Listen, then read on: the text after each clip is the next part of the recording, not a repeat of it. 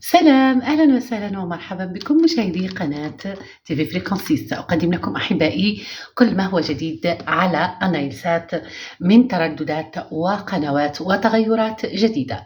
صلوا على الحبيب المصطفى سيدنا محمد صلى الله عليه وآله وسلم، عليه أفضل الصلوات وأزكى التسليم. إذًا كلنا لا تخلو أسرة من متابعة قنوات النايلسات، خاصةً كل الطلبات تقريبا على النايلسات، لكن لا يمنع ذلك من تقديم بعض الترددات وبعض القنوات على الأقمار الصناعية الأخرى مثل الأقمار الأوروبية. إذن أحبائي تفضلوا، أقدم لكم تردد اليوم.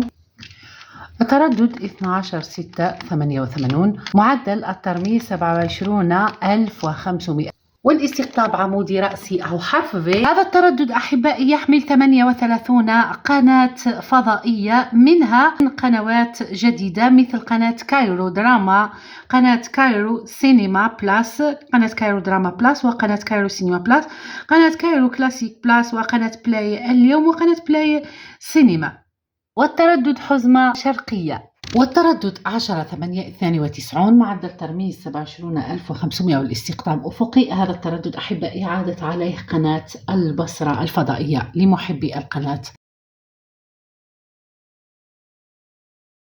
معدل ترميز 27500، والاستقطاب عمودي ب. هذا التردد أحبائي تظهر عليه قناة الأفلام والمسلسلات، قناة أفلام الرعب والأكشن المنوعة على النايسات، قناة HBC، قناة أفلام مترجمة للغة العربية وبدون فواصل إعلانية مملة. تردد 10815، معدل ترميز 27500، والاستقطاب أفقي H. هذا التردد لقناة الخلاصة سينما.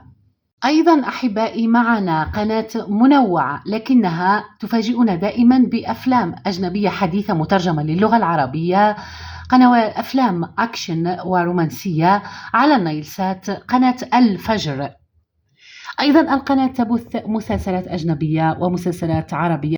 مشاهدة طيبة وممتعة أتمناها لكم أحبائي ومشاهدي قناتي الأوفياء. دمتم في رعاية الله وحفظه. السلام.